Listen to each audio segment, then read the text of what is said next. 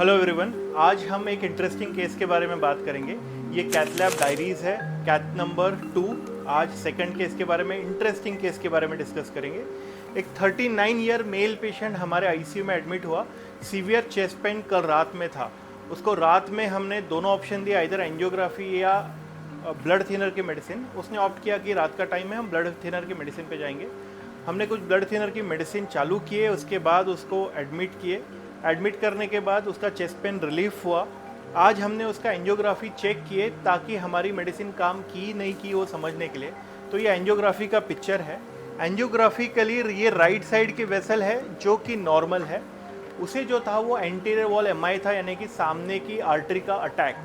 तो सामने की आर्टरी का चेक किया तो यहाँ पे अगर हम गौर से देखेंगे तो इस पार्ट में एक बॉर्डर लाइन ब्लॉक है। बॉर्डर लाइन उसको बोलते हैं less than 70% but more than 50%। Border line lesion में हमेशा कन्फ्यूजन होता है कि एंजियोप्लास्टी करे या नहीं करे। तब जब आपका इंश्योरेंस रहता है या कुछ योजना रहती है तब आप उसमें एंजियोप्लास्टी की बात करते हैं, क्योंकि पेशेंट को फाइनेंशियल बर्डन नहीं रहता।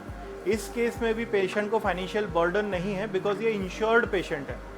लेकिन हमने इसके लिए एक स्पेशल टेस्ट किया जिसको हम बोलते हैं आईवस। हमने इसमें क्या किए कि आईवस यानी कि इंट्रावेस्कुलर अल्ट्रासाउंड एक मशीन होती है जो सोनोग्राफी करती है। ये सोनोग्राफी बहुत स्पेशलाइज्ड है। जो नस रहती है हमारी हार्ट की वेसल्स, उसमें हमने एंजियोप्लास्टी जब करते हैं उसके हिसाब से जब गाइड लिया जाता है तो गाइड से एक शूट लिया। गाइड से शूट लेने के बाद जो ब्लॉक है उसको रिकन्फर्म किया और रिकन्फर्म करने के बाद उसमें एक वायर डाली। वायर डालने के बाद ये आईवस का शूट है। आईवस यानी इंट्रावास्कुलर अल्ट्रासाउंड। आईवस डालने के बाद हमने उसके अंदर से अल्ट्रासाउंड पिक्चर लिया।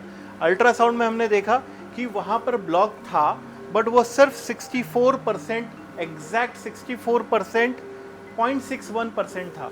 इसका मतलब बहुत ज़्यादा क्रिटिकल ब्लॉक नहीं है, ये दवाई पे मैनेज किया जा सकता। तो किताब ये बोलती है, साइंस ये बोलता है कि any block more than 70% should be treated with stent because it is obstructive coronary disease. वो ज़्यादा क्रिटिकल है।